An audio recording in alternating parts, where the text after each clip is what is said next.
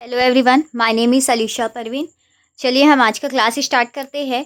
हमने पिछले क्लास में परंपरागत विधि ट्रेडिशनल अप्रोच के बारे में पढ़ा था, उससे हमने डेबिट क्रेडिट करना सीखा था। हमारी एक और विधि होती है जिसे हम आधुनिक विधि या मॉडर्न अप्रोच बोलते हैं, इसके द्वारा भी हम डेबिट क्रेडिट करते हैं। तो चलिए इसके बारे में हम पढ़ते हैं। इसमें 5 पॉइंट होते हैं। पहला पॉइंट होता है संपत्ति। हम एक एक पॉइंट पढ़ते हैं, उसके डिटेल्स जानते जाते हैं। तो इसमें रहता है पहला पॉइंट संपत्ति। संपत्ति, अगर इसमें संपत्ति में वृद्धि हो रही हो तो हम इसमें करते हैं डेबिट, और अगर संपत्ति में कमी हो रही है तो इसमें होता है क्रेडिट। कैसे? तो फॉर एग्जाम्पल हम एक क्वेश्चन लेते हैं। हमने लिया मोबाइल खरीदा, यहाँ पे मोबाइल हमारे लिए संपत्ति हो गया। मोबाइल हम खरीद रहे हैं, यहाँ पे मोबाइल हमारे लिए संपत्ति हो जाता है। तो मोबाइल खरीदने पर हमारे पास क्या आया? मोबाइल। तो मोबाइल हमारे पास आया, संपत्ति है मोबाइल, तो मोबाइल खरीदे, संपत्ति है, तो संपत्ति में हमारा हुआ वृद्धि। तो यहाँ पे मोबाइल अकाउंट या मोबाइल खाता हम डेबिट कर देंगे। और मोबाइल खरीदने के बदले हमने सामने वाले को क्या पेमेंट किया? कैश। तो हमारे लिए कैश, रोकड़, वो भी हमारे लिए संपत्ति होता है। तो हम मोबाइल खरीदने के बदले रोकड़ सामने वाले को पेमेंट कर रहे हैं, तो हमारे पास से रोकड़ जाएगा, मतलब रोकड़ में संपत्ति में कमी होगा, तो हम रोकड़ खाता क्रेडिट कर देंगे। ये तो पहला हो गया। अगर हम इसी में एक और एग्जाम्पल देखना चाहे, अगर हमने कहा मशीन खरीदी, ठीक, तो मशीन खरीदी, तो मशीन खरीदने पर मशीन हमारा क्या है? संपत्ति। तो संपत्ति का हम पहले तो नाम से अकाउंट खोलते हैं। तो मशीन संपत्ति है, संपत्ति हमारे पास आ रही है, तो संपत्ति में वृद्धि को हम क्या करते हैं? डेबिट। तो मशीन अकाउंट या मशीन खाता यहाँ डेबिट हो जाएगा। अब हम संपत्ति खरीदने के लिए, मतलब मशीन खरीदने के लिए हमने सामने वाले को क्या किया? अब मशीन को हमने तो यहाँ पे उधार वगैरह बोला नहीं है, पर्टिकुलर किसी का नाम भी क्वेश्चन में नहीं बोला है, तो हम यहाँ पे क्या समझेंगे कि ये हमने नगद खरीदा है। तो हम मशीन खरीदने के लिए हम सामने वाले को क्या देंगे? कैश देंगे। तो कैश देंगे तो हमारे पास से रोकड़ जाएगा, तो रोकड़ हमारा क्या होता है? संपत्ति। तो संपत्ति में यहाँ पे क्या हो रहा है? कमी। तो हमारा रोकड़ खाता क्रेडिट हो जाएगा, क्योंकि आधुनिक विधि या मॉडर्न अप्रोच में संपत्ति में कमी को हम क्रेडिट करते हैं। तो चलिए हम इसमें दूसरा टॉपिक देखते हैं। इसमें दूसरा टॉपिक है दायित्व का। ये संपत्ति की तुलना में थोड़ा अलग होता है। जैसे कि हम संपत्ति में वृद्धि को डेबिट करते थे और कमी को क्रेडिट करते थे, तो इसमें होता है दायित्व में कमी को हम डेबिट करते हैं और वृद्धि को क्रेडिट करते हैं। वो कैसे करते हैं? तो पहला हमने क्वेश्चन लिया, मोहन से माल खरीदा, तो हम मोहन से माल खरीद रहे हैं। तो माल खरीदने के लिए कुछ भी हम खरीदते हैं तो उसके लिए हम क्रय खाता खोलते हैं, तो क्रय खाता यहाँ पे डेबिट हुआ। अब देखिए हम मोहन से माल खरीद रहे हैं, उधार माल खरीद रहे हैं, ये हमारे ऊपर दायित्व हो जा रहा है कि हमें उसको फ्यूचर में पेमेंट करना है। भले अभी नहीं कर रहे, बट फ्यूचर में उसे हमें पेमेंट करना है, तो हमारे ये दायित्व में वृद्धि हो गया। तो हमें आधुनिक विधि या मॉडर्न अप्रोच बोलता है कि दायित्व में वृद्धि को करिए क्रेडिट, तो हमने मोहन खाता से कर दिया। तो चलिए अगर हम इस पे कमी को देखना चाहे तो इसके लिए अगर हम यही क्वेश्चन को लिख देते हैं, मोहन को भुगतान किया, जो हमने माल मोहन को से खरीदा था, अब मोहन को हम भुगतान करें, मतलब उसे पैसा पेमेंट कर रहे हैं। तो यहाँ पे मोहन का हम जब मोहन से माल खरीद रहे थे तो यहाँ पे दायित्व उत्पन्न हो रहा था, दायित्व में वृद्धि हो रहा था, तो हमने दायित्व में वृद्धि को यहाँ पे किया था क्रेडिट। अब हम मोहन को पेमेंट कर रहे हैं, मतलब दायित्व हमारा कमी हो रहा है, तो आधुनिक विधि मॉडर्न अप्रोच बोलता है कि दायित्व में कमी को करिए डेबिट, तो हम मोहन खाता डेबिट कर देंगे। और हमने पेमेंट भुगतान के रूप में या पेमेंट के रूप में हम क्या करते हैं? रोकड़ करते हैं। रोकड़ हमारा क्या होता है? संपत्ति होता है। तो यहाँ पे संपत्ति में क्या हो रहा है? हमारा रोकड़ जा रहा है, मतलब कमी हो रहा है, तो हम यहाँ पे रोकड़ खाता क्रेडिट कर देंगे। हमारा तीसरा पॉइंट है पूंजी, जिसे हम कैपिटल भी कहते हैं। इसमें कमी को हम डेबिट करते हैं और दूसरा है वृद्धि को हम क्रेडिट करते हैं। तो वो कैसे? फॉर एग्जाम्पल अगर हम क्वेश्चन लिखते हैं कि रोकड़ से व्यापार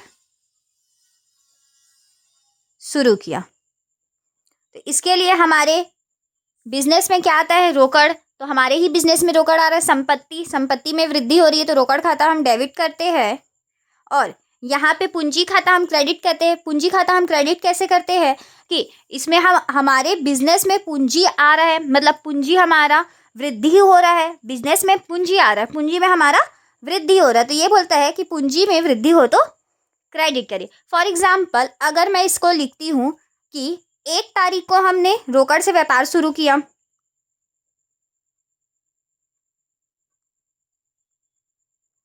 अगर फिर इसको मैं लिखती हूँ कि इसके लिए तो हम 1 तारीख से रोकड़ से व्यापार शुरू कर रहे हैं, वो हम कर दे रहे 1000 रुपये, ठीक है।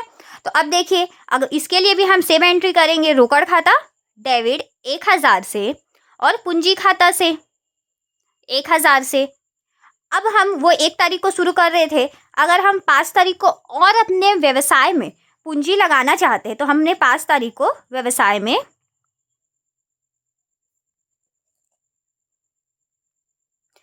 5000 का रोकड़ लगाया।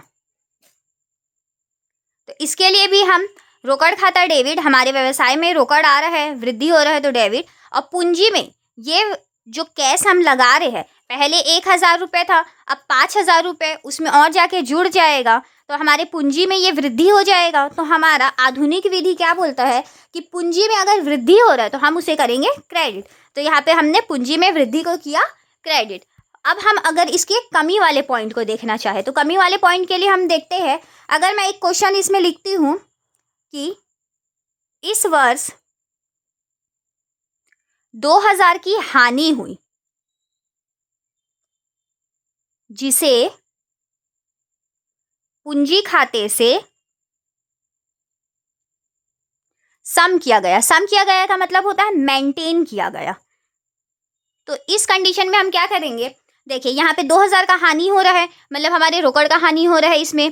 तो यहाँ पे हम रोकड़ जो कि हमारा संपत्ति होता है, तो संपत्ति में क्या हो रहा है, यहाँ पे हमारे पास से रोकड़ जा रहा है, हानि हो रहा है, संपत्ति में हमारा हो रहा है कमी। तो आधुनिक विधि या मॉडर्न अप्रोच क्या बोलता है कि संपत्ति में अगर कमी हो रहा है तो उसको हम करेंगे क्रेडिट। तो यहाँ पे रोकड़ को क्रेडिट कर दिए, मैंने पहले आपको क्रेडिट वाला बताया। अब हम डेबिट क्या करेंगे, इसमें बोल रहा है कि हम पूंजी से सम कर रहे, मीन्स पूंजी से हम उसे मेंटेन कर रहे। तो हम यहाँ पे पूंजी में कमी हो जाएगा, पूंजी खाता डेबिट हो जाएगा। अगर पहले पूंजी में 5000 रुपये होगा और यहाँ पे हमारा 2000 रुपये से हानि को हम उसको सम कर रहे हैं, तो बच के कितना हो जाएगा, माइनस होके 3000 रुपये हो जाएगा और इसमें 2000 रुपये। तो हमारा चौथा पॉइंट है आय और लाभ। इसमें क्या होता है, इसमें भी अगर वृद्धि हो रहा है आय और लाभ में तो हम उसे करेंगे क्रेडिट, और अगर आय और लाभ में कमी हो रहा है तो हम उसे करेंगे डेबिट। ठीक, तो देखिए हम सबसे पहले देखते हैं वृद्धि वाला टॉपिक। अगर हमने क्वेश्चन लिखा कि कमीशन प्राप्त हुआ, किसी का अगर कमीशन ही से ही आय मिलता है तो उसके लिए ये है कमीशन प्राप्त हुआ। तो कमीशन के रूप में हमें क्या मिला होगा, कैश मिला होगा, संपत्ति है कैश, मतलब रोकड़ संपत्ति है, रोकड़ में हमारा वृद्धि हुआ तो रोकड़ हमारे पास आएगा तो डेबिट। अब देखिए हम लोग को रोकड़ कैश किस रूप में मिला है, कमीशन के रूप में, तो हमने कमीशन खाता क्रेडिट कर दिया। तो यहाँ पे कमीशन हमारे लिए क्या हो गया था, एक तरीके से आय हो गया था। तो आय में वृद्धि को हम क्या कर रहे हैं यहाँ पे। तो इसी तरह हम लास्ट पॉइंट देखेंगे, वो है व्यय और हानि का। इसमें संपत्ति के तरीके से ये रहता है, इसमें व्यय और हानि में वृद्धि को हम डेबिट करते हैं और व्यय और हानि में कमी को हम क्रेडिट करते हैं। फॉर एग्जाम्पल अगर हम क्वेश्चन लिखते हैं कि हम किसी को वेतन दे रहे, वेतन दिया, तो इसके लिए हमारे लिए वेतन हम लोग दे रहे हैं, वेतन के रूप में हम क्या देते हैं, रोकड़ देते हैं, कैश देते हैं। तो हमारे पास से क्या होता है, रोकड़ जाता है, तो संपत्ति जो है, संपत्ति में हमारे से कमी होता है, तो हम पहले क्रेडिट वाला लिख देते हैं। तो रोकड़ गया, संपत्ति में कमी हुई तो हम उसे कर दिए क्रेडिट। तो रोकड़ हमारे पास से किस रूप में गया, क्योंकि हमने उसे वेतन दिया, वेतन हमारे लिए यहाँ पे क्या हो जा रहा है, व्यय हो जा रहा है। तो व्यय में वृद्धि हो रहा है तो वृद्धि को हम यहाँ पे करेंगे डेबिट। तो वेतन खाता हमने किया डेबिट।